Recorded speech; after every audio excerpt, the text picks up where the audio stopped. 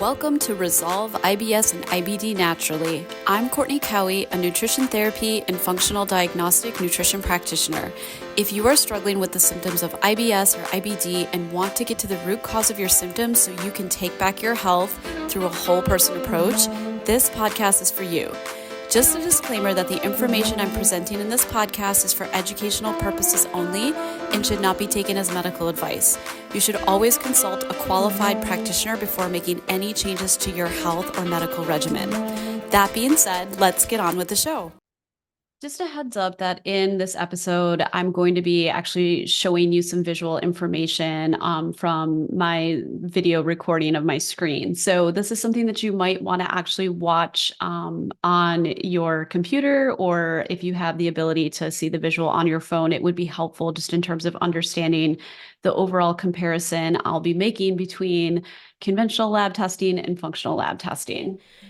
So what I wanted to do this afternoon is talk a little bit about the difference between the tests that your doctor would run, typically, aka conventional lab tests, versus what are called functional lab tests. And these are generally tests that a functionally trained practitioner, whether it's a doctor, a nutritionist, a naturopath, a chiropractor, whomever, would be running for you, because they are quite different. And this question does come up for me, I'd say fairly frequently when I'm on a discovery call or an initial consult.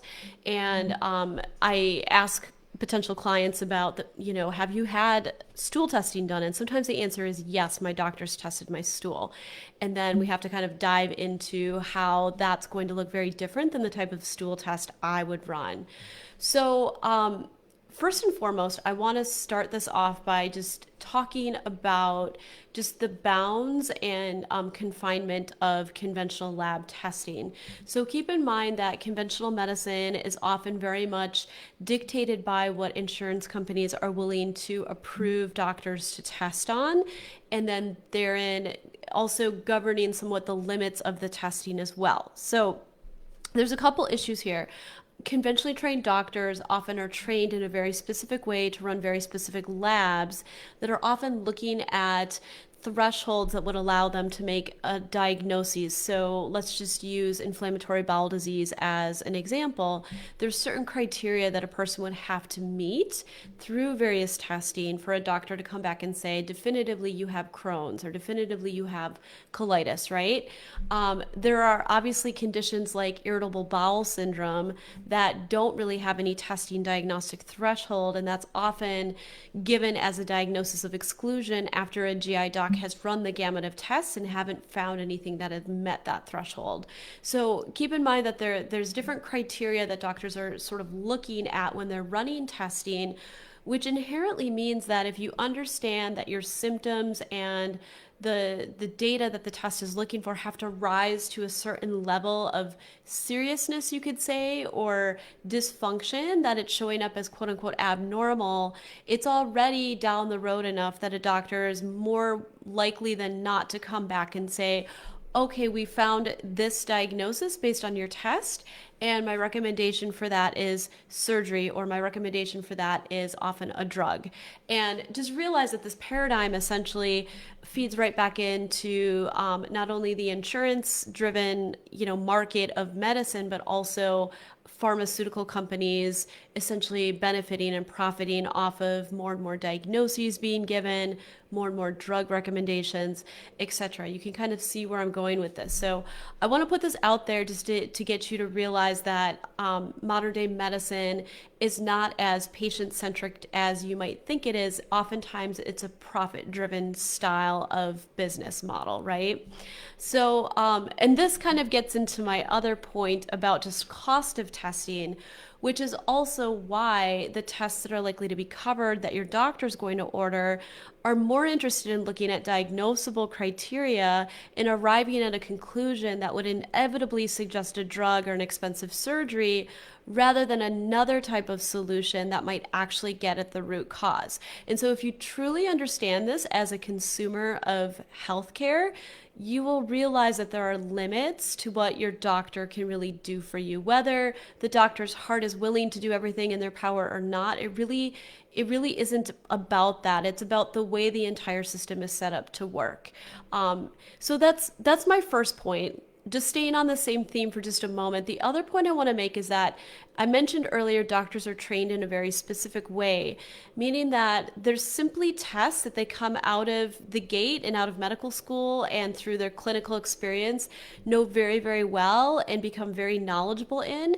But there's a whole range of other testing, mainly I'm speaking to the functional testing end of things, that they are not familiar with and they don't really have experience and training around. And so just keep in mind that it's sort of like comparing apples to oranges, and you might have done some research yourself on a specific functional test and brought that idea to your doctor, and they might have looked at you sort of confused or maybe just dismiss the idea entirely. And it's maybe not coming from a bad place, but just not really having that whole perspective open to them, not having that awareness that this other sort of way of practicing exists, or just really not being knowledgeable in it and not having the time and energy to devote to learning and understanding about that.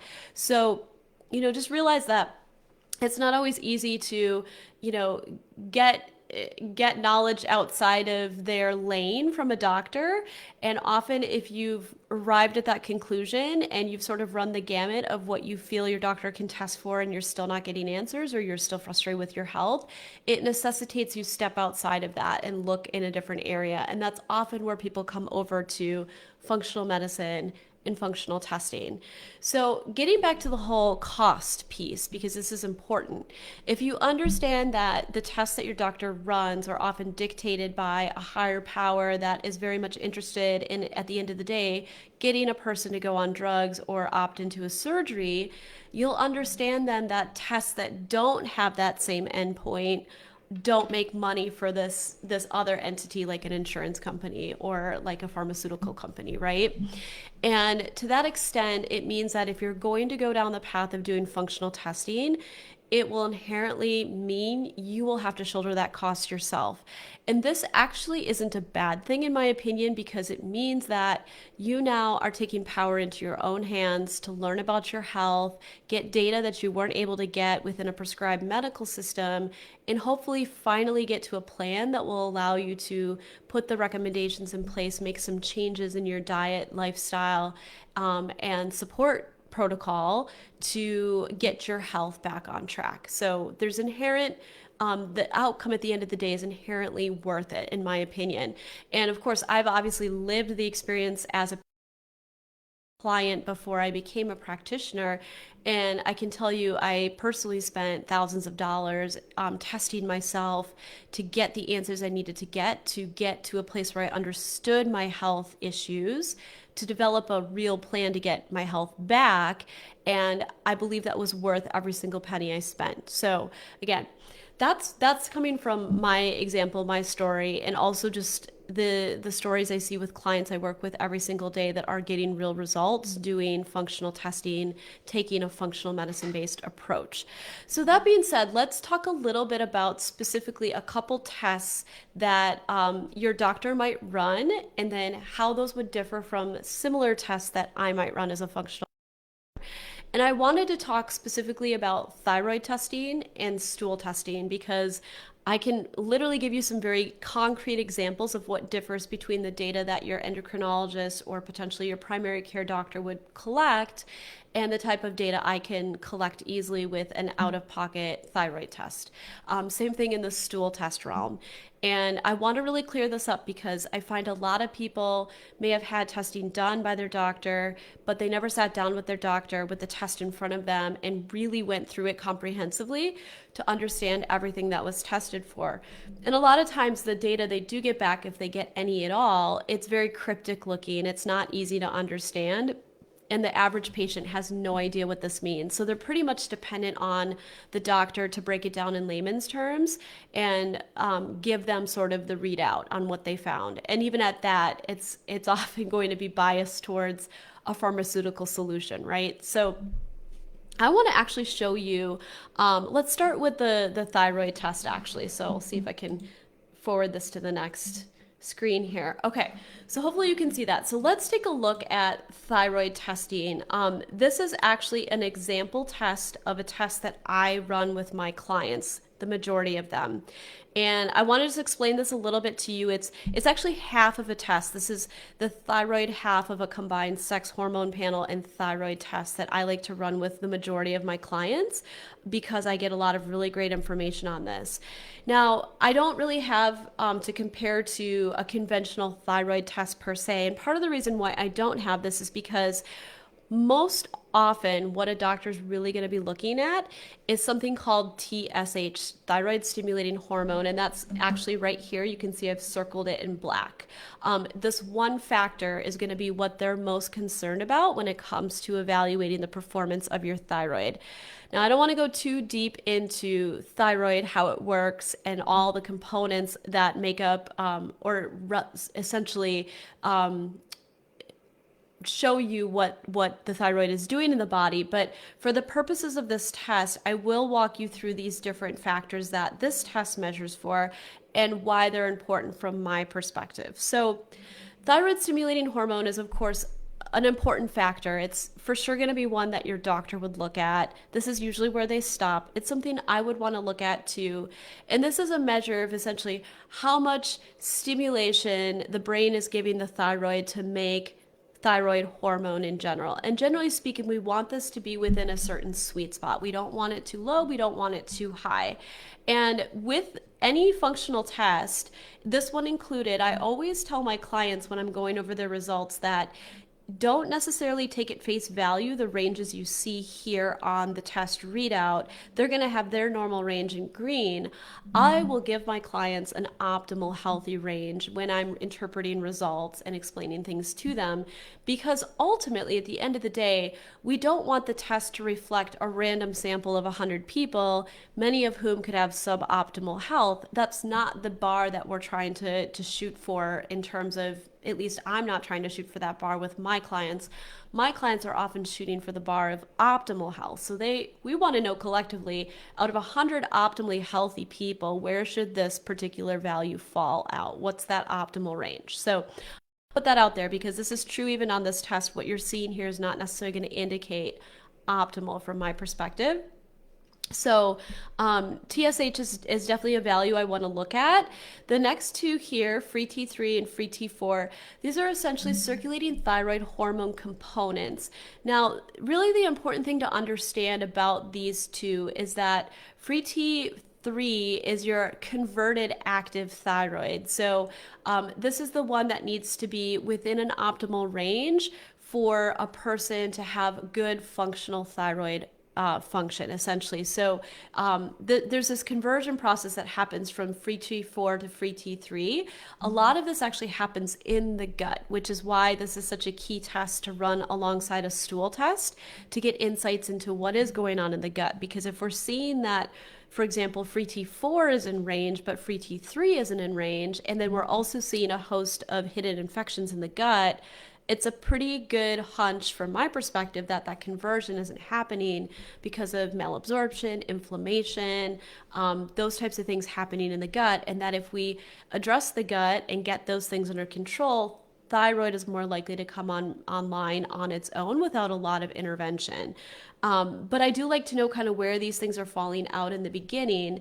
And one interesting thing just to kind of know about free T4 and free T3 is that in the conventional world, if someone has, for example, a TSH that is, typically it'll go high when it's a case of hypothyroidism or sluggish thyroid, or even in Hashimoto's disease, which is autoimmune thyroiditis. And the threshold in the conventional world is quite high. But if someone reaches that threshold, a lot of times what doctors will actually end up giving them is a synthetic form of T4, which is this guy here. And the interesting part about that is that doesn't consider the aspect of whether or not T4 can actually convert properly into T3. And this is often why people who have been on a thyroid medication for years don't necessarily notice a huge difference in their symptoms, because if they aren't able to convert that supplemental T4 into T3, they're still experiencing a T3 deficiency. And if you remember, T3 is activated form of thyroid that's going to be able to bind and actually, essentially allow the thyroid to perform to function, right? So that's just something to know. I do like to look at both of these. And then this last factor here is essentially antibodies to the thyroid. And so we do want to pay attention to that, because again, sometimes doctors haven't run this type of test on a patient before. And every now and again, I might run a panel like this and see this elevated and think to myself, okay, there's a high likelihood that there's some autoimmune thyroiditis going on here. We'll often have the client go circle back and follow up with their doctor on that to confirm that. But it's good to know that, because that gives us an additional piece of information about immune regulation and also inflammation, just what's going on at that level with the thyroid. So there are other thyroid markers for sure that could be collected, but because I try to, when I run testing, run the most streamlined, cost economical testing, for my purposes, this is definitely good enough to get a good window of insight into the thyroid. So just to back up to this TSH factor, can you imagine if you were a person who might have some hypothyroid symptoms, went in to see your doctor, they measured TSH, your value was maybe slightly high, but still within the range they would consider acceptable. But then what if side by side we had run a conventional test and found that you had very low T3, potentially somewhat low T4, essentially that would have been completely missed by their standard of testing, and would explain why you would be feeling like, it's difficult to lose weight, you get cold easily, you have a sluggish metabolism. These are some common hypothyroid signs. There's a lot of things that can go wrong and get dysregulated with the thyroid. Sometimes people have trouble eliminating properly when thyroid isn't performing optimally. So it's just kind of to paint that example to show you how often truly thyroid dysregulation does get missed, because a practitioner is only willing to look at TSH and not consider these other factors. And of course, if they would have missed anti-thyroid antibodies, that would have been a huge issue too.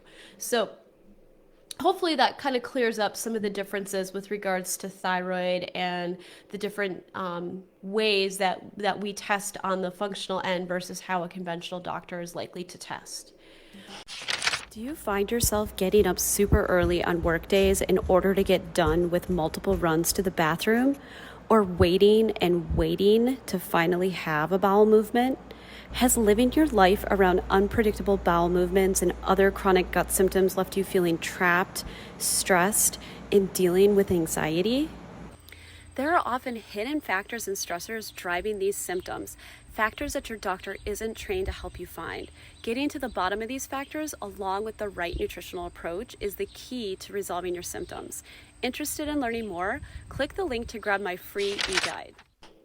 Okay, if we look at stool testing. Now, for this particular type of test, I actually pulled some of my own results. And so the one on the left goes quite a ways back, but I assure you, I'm sure that doctors are still very much testing this way today as well.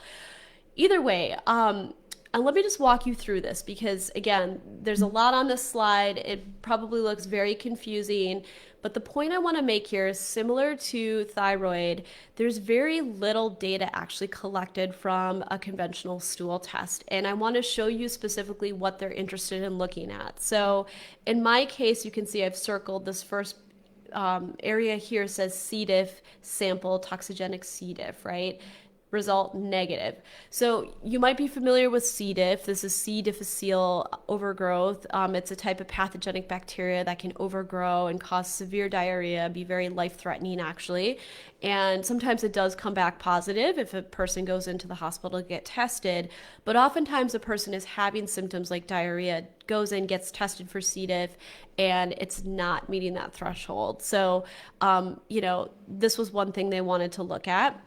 The other thing that they were really looking at was down here, I circled it, fecal fat. And you can see here under the flag, there was no flag. Typically on their tests, it would be flagged as high or low.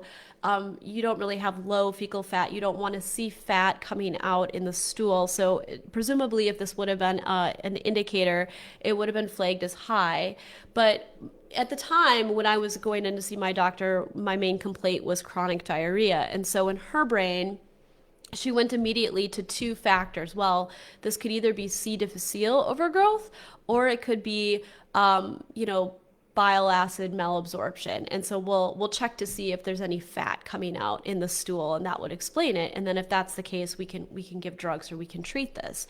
Well, what would you do if you get non-clues in both cases, which is essentially what happened in my particular case. And so, and that was as far as the thought went. It was basically C. diff and fecal fat. So I show you this to say that there aren't a range of 10 things that are being checked in most stool tests. It's usually a very select few criteria and then not much else.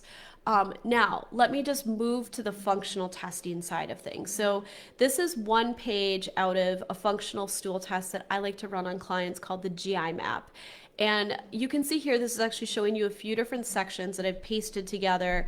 Up here, we've got normal bacterial flora. Below or in the middle, we've got opportunistic bacteria. And then down at the bottom, we have an intestinal health section. So immediately you can already see there's some things flagged in yellow and red, which is indicating things out of balance. So right off the cuff, even a layperson can look at this and think, okay, something's not normal here, something's not quite right. And compared to the test on the left, you can see that there are a number of different factors that this test is really looking at. First and foremost, tons of bacterial species. So it's really looking at a bunch of different bacteria, whether they should be there or not, what range they're falling in, and giving practitioner feedback as to, hey, this is way high, or this is not sufficient, this is low, or these guys who are opportunistic really shouldn't be here and we're finding them in high numbers. And this can, again, if you understand these different species of bacteria and what they can do symptom-wise and what they do in the gut, correlate back to the symptoms a client is having. This is really powerful information, and this is exactly what I do when I sit down with a client and I go through things that we find in terms of bacterial imbalances. I'll go through most of these species and literally say, when this is high, this results in diarrhea. When this is high, this means insufficient upper GI function, etc., right? And then not only that, but we can go down to the intestinal health section, and it does actually, just like the test on the left, the conventional test, measure for fecal fat. It's also called steatocrit, or, the condition of having fat in the stool, steatorrhea. Same thing, essentially. It'll look at that, and if it's high, flag it, right? And so essentially by a percentage, it's not exactly a high marker, but as a practitioner, I can get a sense as to whether or not this is an issue.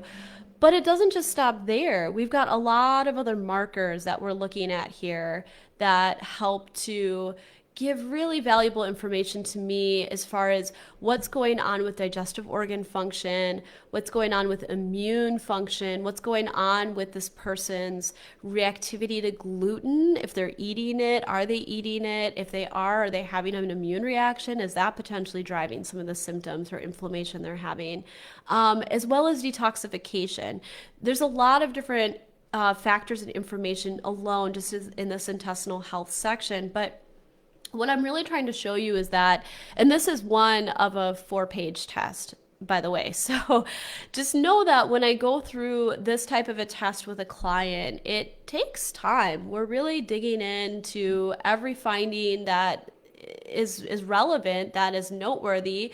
And I'm giving them, specific correlations between their symptoms and what the test is actually showing, which often for a lot of people is the first time they've actually gotten that validation. And it feels really good, even if on some level they feel bad that we're finding these things that we have to now work on. It feels good to be validated because, the test you see on the left doesn't do much if at the end of the day you're told, well, we checked these few things and everything looks fine. We can't really explain why you're having the diarrhea. So I wanted just to share that with you visually so you could get an idea of what are we really talking about? And not only that, but what I really want to impress on you is anytime you do get a test done by your doctor, really I would encourage you to get a copy of it and force your doctor to sit down with you and explain it to you. I really think that this is a habit that everybody should be getting into. If you see a doctor and you entrust your health to going into a specific doctor for different things you're struggling with, simply because as a functional medicine practitioner, I do that as a normal part of my everyday process with clients, right? Like I would never imagine just handing them a sheet of paper, not explaining it, and then giving them a base plan to work on. And so, in a sense, I would like everyone to start to think about, this is your health, you need to understand it. And if your doctor is really doing a good job, they should be willing to sit down and explain this stuff to you in good detail. So, a lot of times I just think it slips through the cracks because their time is limited. People don't realize they should be asking for this information. And then at the end of the day, you really don't have a solid understanding of what was found, what's going on. It's just, well, everything seemed okay, or this one thing was found and I was recommended this drug. But I really encourage you to be your own detective and to start to become your own sort of self-expert around the tests that people run on you. You don't have to know these tests through and through. That's not necessary. But when you do have a test run, I do think it's important that you really understand that. And then from there, you can ask questions, really good questions that will help to clarify what's working and what's not working. Is that an approach you want to go with, or is that an approach you don't want to go with? So, whether you decide to take the step to go down a functional medicine path and work with a practitioner out of pocket or not, I hope just this process of showing you this information gets your brain turning a little bit and gets you a little bit more aware that it is important from my perspective to understand tests and to understand what's really going on when you have testing done. So did you find this episode informative and helpful? I'd love to have you leave me a 5-star rating. Do you have questions about holistic approaches to optimizing gut health that you'd like to ask? Please leave your question or comment below, and I will be sure to address it personally or cover it in a future episode. Be sure to check the show notes for any resources mentioned in today's episode. See you next time.